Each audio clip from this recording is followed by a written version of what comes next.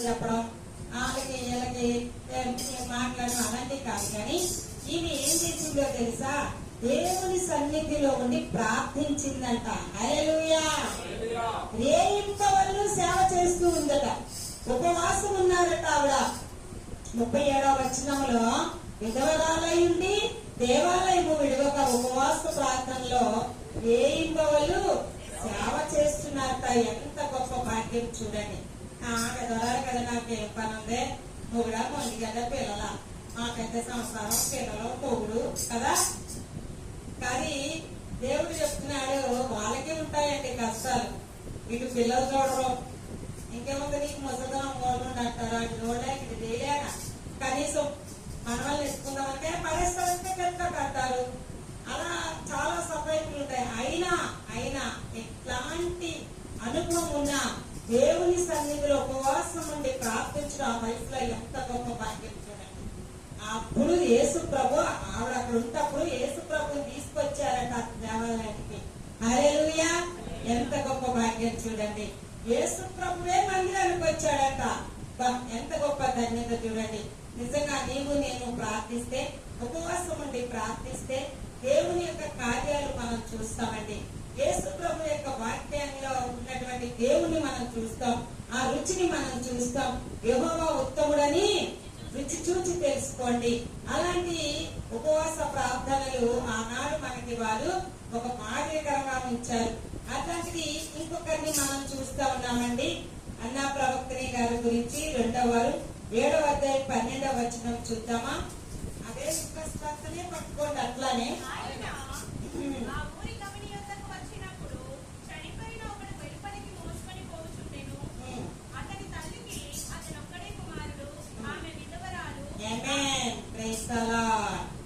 ఒక అబ్బాయి ఉన్నాడు, యవన కాలంలో చనిపోయాడు. వారి తల్లి విధవరాలు. ఎంత స్పష్టంగా రాశారో చూడండి. ఆయన తల్లి విధవరాలు, కొడుకు చనిపోయాడు. కనీసం ఊరి వాళ్ళందరూ వచ్చారంట. చూడండి ఏమనుందండి అక్కడ ఊర్లో వాళ్ళందరూ ఆమె తల్లి విధవరాలు, ఆ ఊరి జనులు అనేకులు ఆమెతో కూడా ఉన్నారు. కానీ వారు బ్రతికించారా?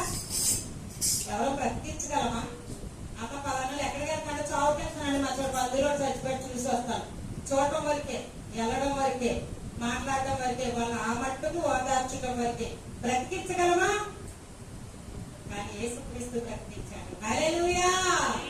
విధవరాలు మనం విన్నాడు. ఏడ్చుండొచ్చు ఆమె, అయ్యా నా కుమారుడు ఒక్కడైనా ఏడుస్తారు కదా. తెలుసా మీకు ఎలా ఏడుస్తారా? మా సైడ్ అయితే భలే ఏడుస్తారు, మామూలుగా. అని చచ్చిపోయేటప్పుడు ఏడిస్తే నేను నిజంగా నవ్వేదాన్ని. ఒకసారి నేను చెప్పుకుంటాను, నవ్వేదాన్ని బాగా. ఎందుకంటే ఎందుకు ఇలా ఏడుస్తున్నారని దేవుడు నమ్మకం ముందు అలా ఎగతాలు చేసేదాన్ని శవాల దగ్గర కూడా. కానీ నేను అనుకుంటున్నాను, ఎలా ఏడుస్తుంది, నాకున్నాడు ఒక్కడవే కదా నాయన, నాకు నీ తర్వాత ఎవరున్నారు నాయన చూసేటోళ్ళు, మరి నేను ఎలా బ్రతకాలి నాయన, నీ చావు నా ఇష్టంతో పోసుకొని నువ్వన్నా బ్రతుకుంటే నన్ను తీసుకుపోయింటే బాగుండేది కదా. కదా వింటున్నావు కదా ఇలాంటివన్నీ. అలా ఏడ్చుండొచ్చు ఆమె. ఆ ఏడుపు ఊరి వాళ్ళందరూ వినొచ్చు, కానీ ఎవరు బ్రతికించలేకపోయినారు. కానీ యేసు ప్రభు ఆమె మొర విన్నాడు. హల్లెలూయా. శవం ఊర్లో నుంచి బయటికి వెళ్తుంది, జీవం ఊర్లోంచి ఊరు బయట నుంచి ఊర్లోనికి జీవం గల యేసుక్రీస్తు వస్తున్నాడు. హల్లెలూయా. ఈ దినాన చనిపోయిన నువ్వు నేను, ఈ దినాన లేవలేని పరిస్థితిలో ఉన్న మనల్ని జీవింపజేయడానికి యేసు ప్రభు మనలోకి రావడానికి ఇష్టపడుతున్నాడు. ఎప్పుడైతే తీసుకెళ్తూ ఉన్నారో, మా ఊళ్ళో ఒకసారి ఎవరో చనిపోతే ఊరు చివరి ఉంటారు కదా, బస్ దిగుతారు కదా వచ్చినాడు, అలా అక్కడి నుంచి ఏడ్చుకుంటూ వస్తున్నారు. మూలం చచ్చిపోండి. మా ఇంట్లో వాళ్ళందరూ తెలుస్తుంది. ఎట్లా ఊళ్ళో ఎవరు చచ్చిపోయినట్టున్నారు, ఊళ్ళో అరుచుకుంటూ పోతున్నారని ఊరు నుంచి అరుచుకుంటూ వస్తున్నారు. ఏడ్చుకుంటూ బస్ దిగిన దగ్గర నుంచే ఏమైంది, మా శ్రీకాకుళం సైడ్ కదా, విజయనగరం కదా, ఏమైందో లప్ప అన్నట్టు ఎవరు చచ్చిపోయాడు అని అంటే వచ్చిందే తాగిండే టీలు తీగెత్తిచ్చింది, తాగేళ్ళు అమ్మకుండా కళ్ళ కూడా తోమకుండా చచ్చిపోండా అనుకోవాలి. వాళ్ళే చెప్తారు ఈజీగా చచ్చిపోండా అంటారు. ఆరెక్కిన తర్వాత ఇంకొక ఎడతారు, బాగా చచ్చిపోండా అని ఇట్లా అంటారు అన్ని పట్టుకొని. వాడు నిజంగా నేను చచ్చిపోలేదని లేచి కూర్చున్నాడు అనుకో, ముందు పాడిపోయి పిల్లమే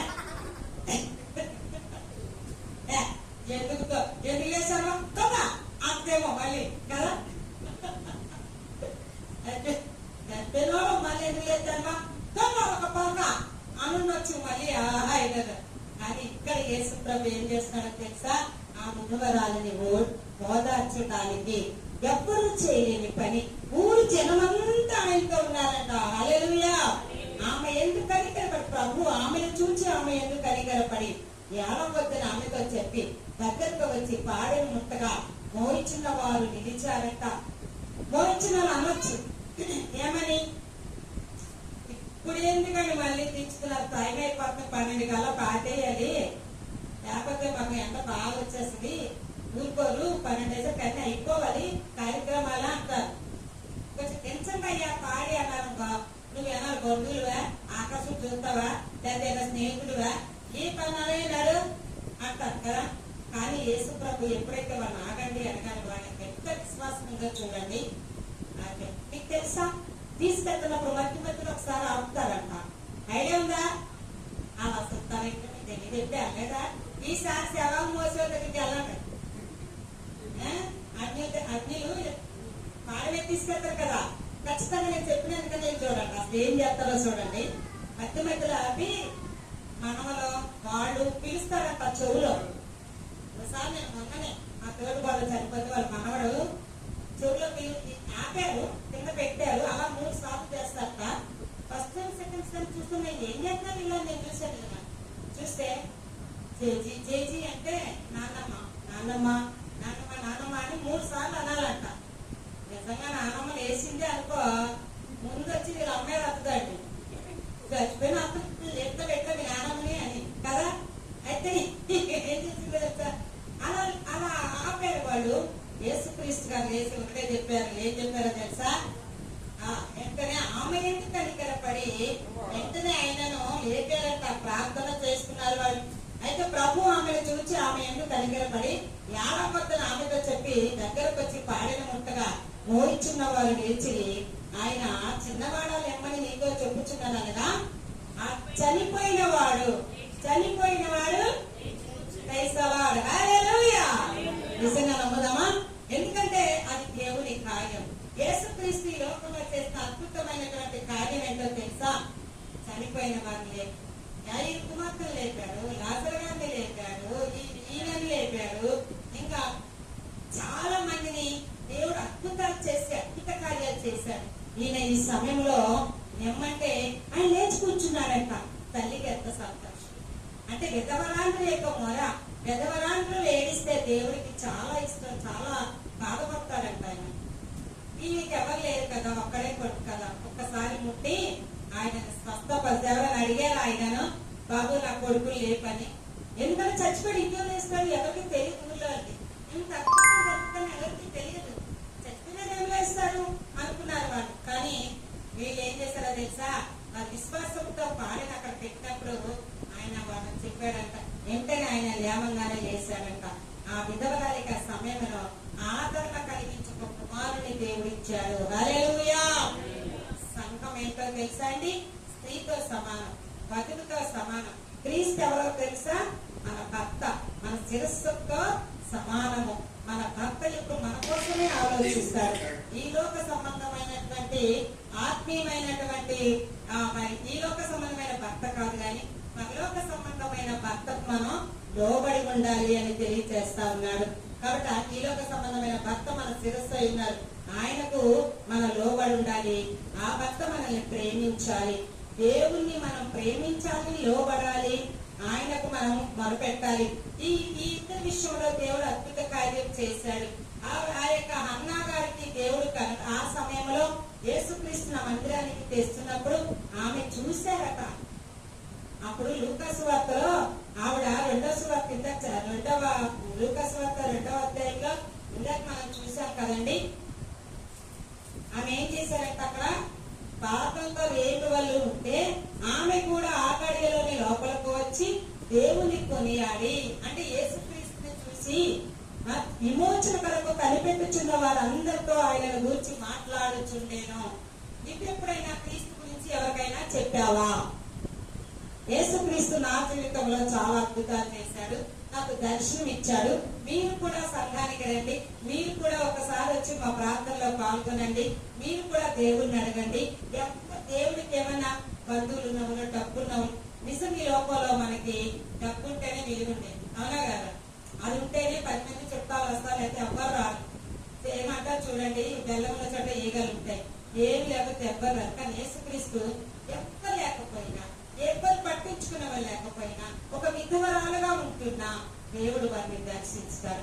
అట్లాంటి దేవుని మనం ఏం చేయాలంటే ప్రజలకి పరిచయం చేయాలి. వాళ్ళందరూ కూడా అక్కడికి వస్తున్న వాళ్ళకి, ఆ ఊళ్ళో వాళ్ళందరికీ ఆయన విమోచన కొరకు కనిపెట్టుచున్న ప్రజలకు అందరికీ అందరితో ఆయనను కూర్చి ఆ అన్న ప్రవక్తని చెప్పారంట. నేను వెదవరాలిందే, నాణ్యముందే, నాణ్యం చూస్తాలే, ఇప్పుడు ప్రార్థన చేస్తే అంత, చేయకపోతే అంత, ఊరి పొమ్మంటుంది, కాడి రమ్మంటుంది అంటారు ఈ రోజుల్లో ప్రజలు. కానీ అలా నిరాశపడకూడదు. కానీ నిరీక్షణ కలిగిన వారికి విమోచనకర్త అయిన దేవుని పరిచయం చేసే వారంగా మనం ఉండాలని ఈ విధవరాల ద్వారా దేవుడు ఈ రోజు సంఘానికి తెలియజేస్తా ఉన్నారు. రెండు ఆమెను ఎవరు చెప్పానండి ఇందాక?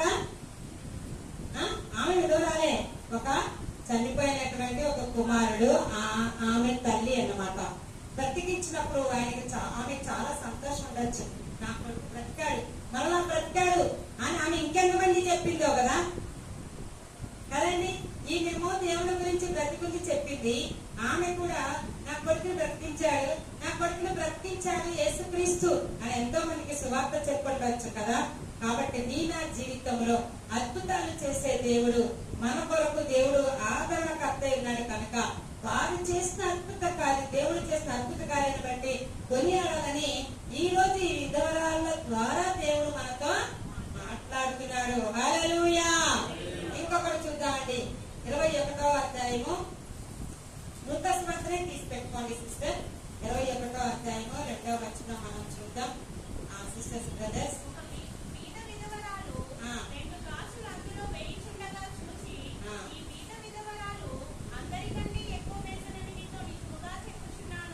ఆమె చాలండి. ఇంకా చదవండి. వారందరూ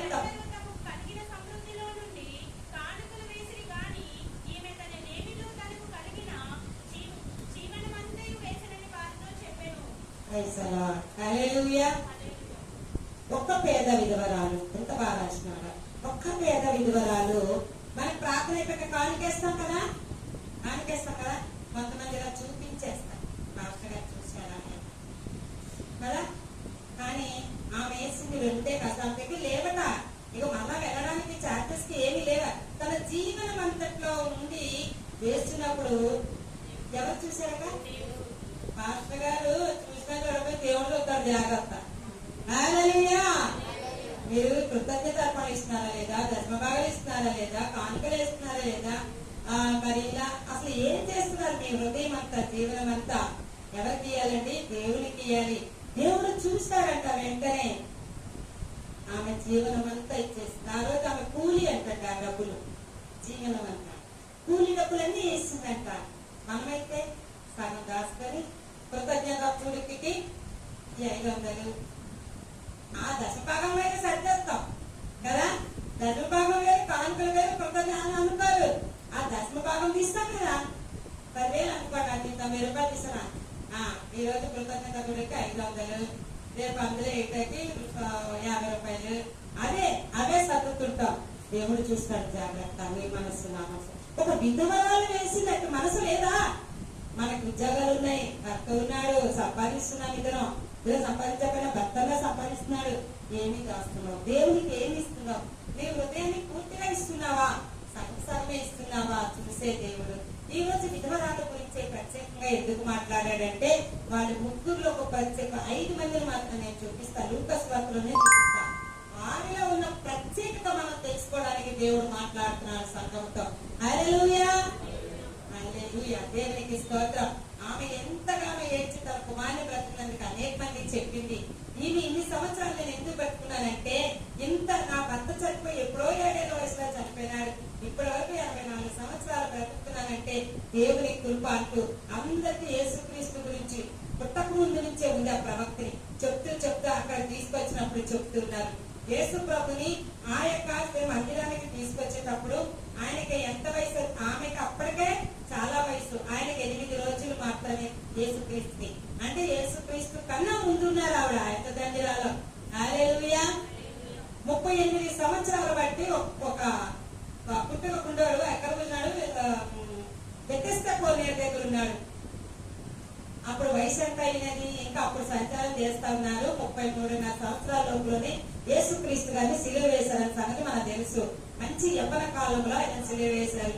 38 ఎక్కువ, 33 ఎక్కువ, 8 ఎక్కువ కదా అని యేసు పుట్ట ముందే పుట్టేళ్ళు అక్కడే కూర్చున్నాడు.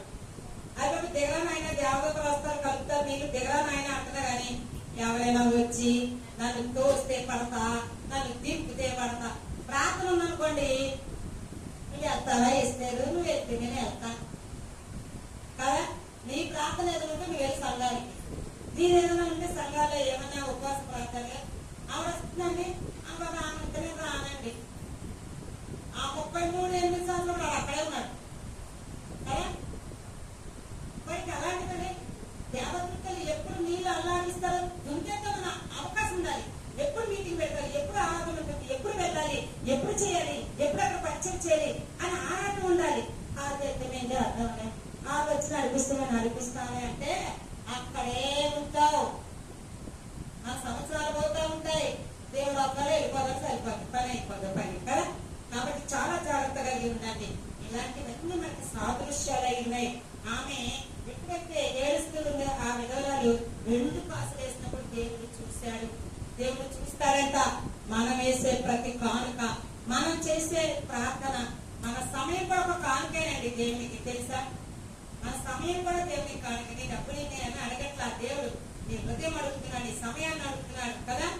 సమర్పణ చేయుము ప్రభువునకు మనము సమయమును, సమర్పణ చేయుము ప్రభువునకు దేహము ధనము సమయమును. హల్లెలూయా! ఎంత గొప్ప దేవుడు చూడండి. ఇంకొక విధవరాన్ని చూసుకున్న సమయం అయిపోతుంది అనుకుంటున్నాను. ఇంకొక విధవరాన్ని చూసుకుందామండి. 18వ అధ్యాయంలో నుండి 4వ వచనం చూద్దాం. 3వ వచనం.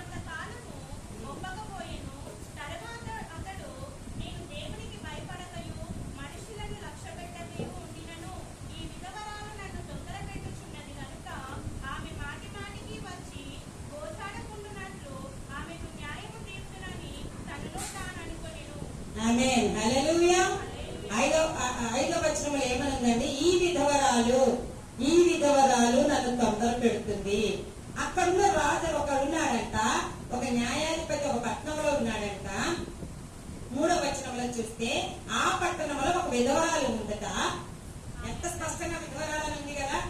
ఆమె రోజు ఆయన దగ్గరకు వచ్చి నాకు న్యాయం చేయి, నాకు నా ప్రతిభానికి గొడవ అవుతుంది, న్యాయం చేయి న్యాయం చేయాలి. వాడు ఎవడ మాట వినడట. అంత స్పష్టంగా ఉంది అక్కడ. దేవుని లక్ష్య పెట్టడట, మనుషుల్ని లక్ష్య పెట్టాడు. దేవునికి భయపడ్డట, మనుషుల్ని లక్ష్య పెట్టాడు. అంత గర్వం. కొంతమంది ఎమ్మెల్యే దగ్గరికి ఎవరైతే కొమ్మ పోతారో చూద్దాం అంట కదా. వాడు ఎవరిని లెక్క చేయడు. మళ్ళీ ఓట్లేప్పుడు ఆ విధానాలకి ఏమని పెన్షన్ కావాలా, మీ ఇంటికి రానా అంటారు కదా. కానీ ఇలాంటప్పుడు ఎవరు రాడు. ఈ గోదావరి కూడా ఎవరాలి. కానీ ఆమె పదే వస్తుందంట. అక్కడ ఈయన ద్వారా నేర్చుకోవాల్సింది ఏంటంటే, నీ ప్రార్థన ఆయన సన్నిధిలో ఆయనను విసిగించేటట్టుండాలంట. ప్రైజ్ ది లార్డ్, హల్లెలూయా. దేవునికి విసుగక అంటది మొదటి వాక్యంలో.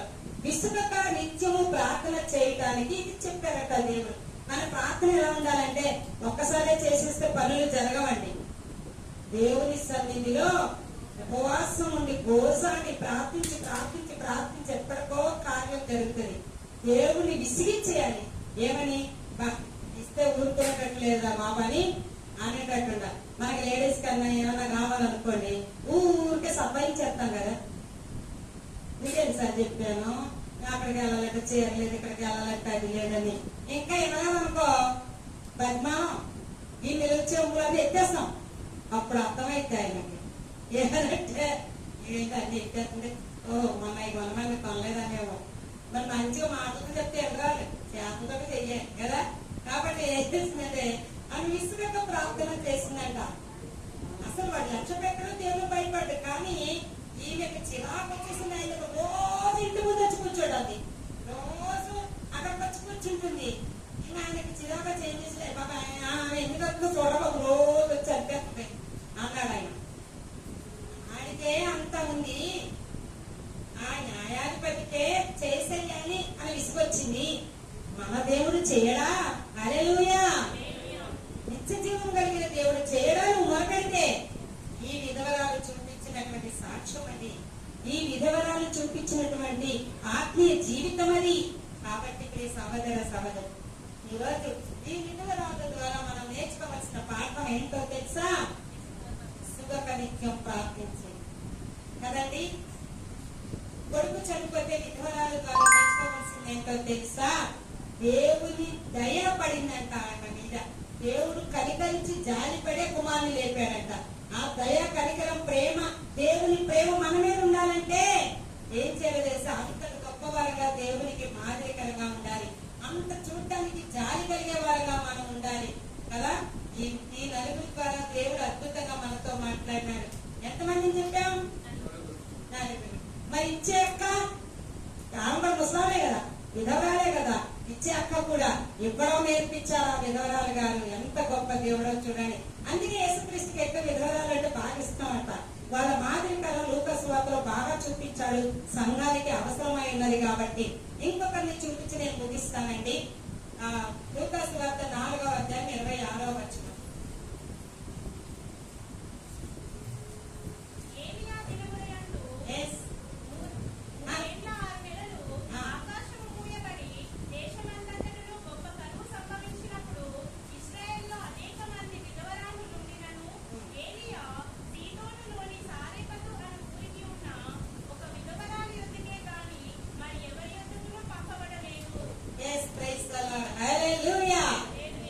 దేవుడు సాగపతు అనే ఊర్లో ఉన్న ఒక విధవరాల దగ్గరికి వెళ్ళాడు. వీళ్ళు ఎవరి పేరున్నా బైబిల్ ఎవరి పేరు ఏ ఒక్క అన్నగారిని తప్ప, అన్న ప్రవక్త గారిని తప్ప ఎవరిని పేర్లేదు. సారెపత్తి విధవరాలు అనగా ఏలియా గుర్తు వచ్చేయాలి మనకి. పేద విధవరాలు 2 కాస్తాలుగా యేసుప్రభు గుర్తు వచ్చేయాలి మనకి. కుమారుడు చనిపోయాడు కదా ఆ ఊరు, ఆమె గుర్తు వచ్చేయాలి. గుర్తు రావాలి సడన్లీ. ఆ ఊర్లో అంటే ఎంతో మంది విధవరాలు ఉన్నారంట, కానీ ఒక్క విధవరాల దగ్గర పంపించాడంట. మరి ఇదే దాంట్లో చాలా జరుగుతున్నాయి. ఇందులో జరుగుతుంది, పక్కనలో జరుగుతుంది, కింద జరుగుతుంది, మళ్ళీ 2 సెక్షన్స్ 3 సెక్షన్స్. కానీ దేవుడు నీతో ఎందుకు మాట్లాడు?